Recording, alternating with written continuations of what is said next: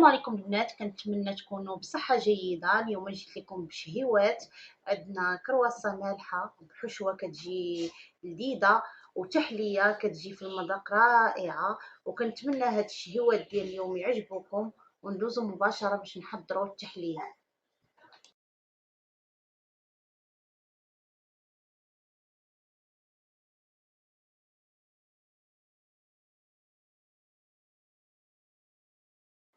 كنحتاجو في التحلية نصف لتر ديال الحليب، 3 المعالق ديال السنيدة، 3 المعالق ديال النشا، وواحد فاني، وعصير حامضة والقشور ديالها، وثلاثة ديال لي بسكويت.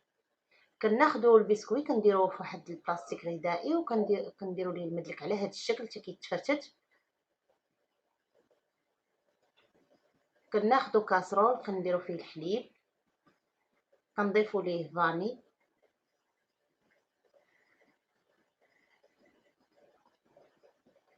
كنضيفوا السنيده، كنضيفوا النشا وقشور ديال الحامضه، وكنحطوا هادشي فوق النار حتى كيغلى الخليط ويتقاد.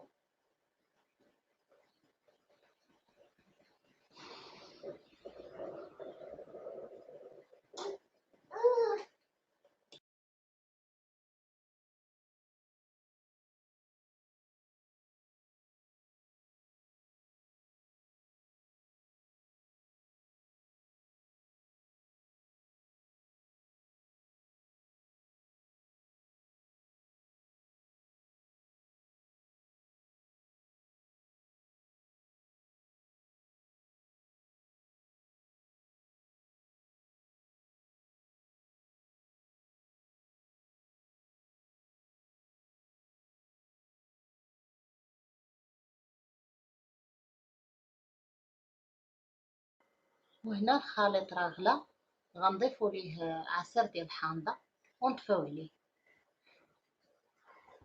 وندوزو دابا باش نعمرو الكيسان. كنديرو بسكوي هو الاول، الطبقه الاولى كنديرو فيها البسكوي، وكنضيفو داك الخليط من الفوق على هاد الشكل،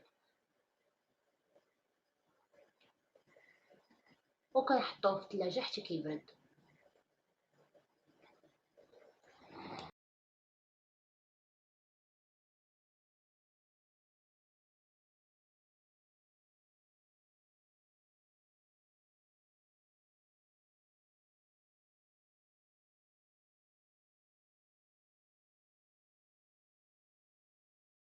وهنا غادي نحضروا العجين ديالنا ديال الكرواسه. كنحتاجو معلقه ديال الخميره فوريه، مع معلقه صغيره ديال سكر سنيده، وكاس مخلط ما بين الحليب والماء يكون دافي، وكنخلطوهم بالفوي.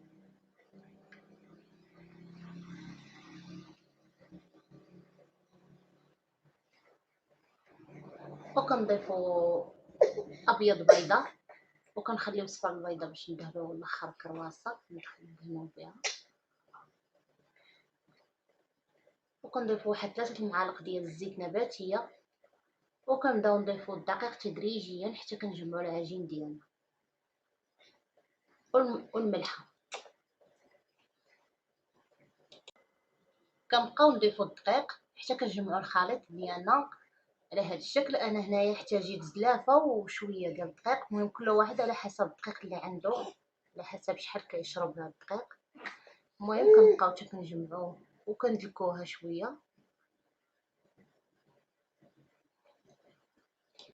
وهنا راني دلكتو واحد شويه، ومن بعد دهنت البول بواحد شويه الزيت وخليته تيرتاح.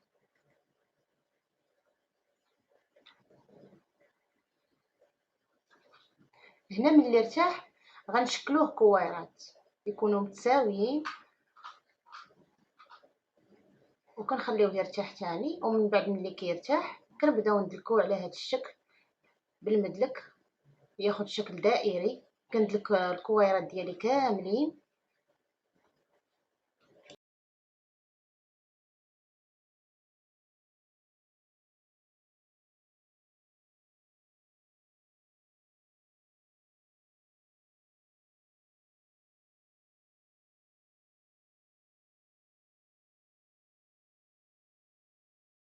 وهنا كيما كتشوفوا معايا ملي كنكملهم كاملين كندلكهم، كنحتاج هنايا كنمشي كندوب شويه الزبده ديال التوريق، وكنبدا ندهنهم على هذا الشكل، وكنحط وحده فوق وحده حتى كنكملهم كاملين، وكندخلهم الثلاجه حتى كتبرد ديك الزبده. ودابا غندوزو مباشره باش نحضروا الحشوه. وهنايا كنحتاجو في الحشوه بصله مشلضه، كنديروها في المقله، وكنديرو الزيت، كنديرو شويه الملحه وشويه البزار، وكنبقاو حتى كنشحروها مزيان وكطيح ديك البصله.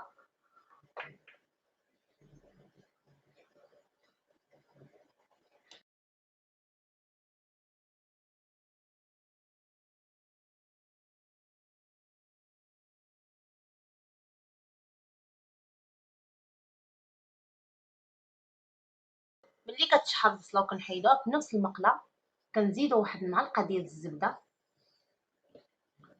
وكنديرو الشامبينيون معلب، وكنشحروه بشويه ديال الملحه والبزار.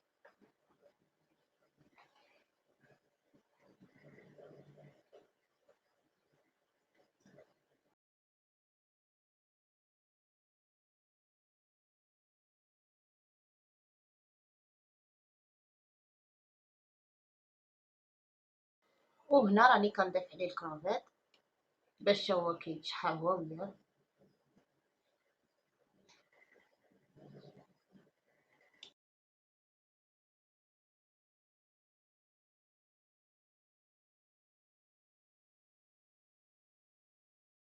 ملي كيطيب شامبينيون كروفيت كنضيفو عليه كريمه ديال الطبخ، وكنخليوها حتى كتعقاد لينا الكريمه ديالنا مع هاد الحشوه، وكنطفيو عليها.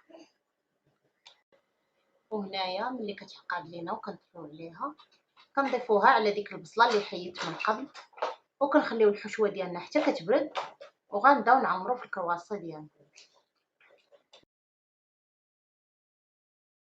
وهنا من بعد ما برد العجين ديالنا جبناه من الثلاجه، وغادي نورقوه بشكل دائري. وملي كنورقوه كناخدو هاد القطاعه ديال البيتزا وكنقطعوه مثلثات على هاد الشكل،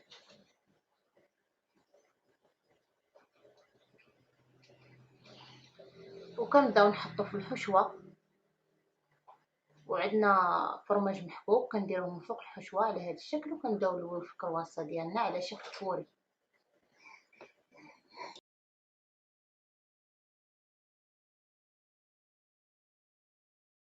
وهنا ملي كنكملو الكميه ديالنا كناخدو داك الصفر البيضاء، كنضيفو عليه شويه ديال الخل، وكندهنوهم وكندخلوهم الفران.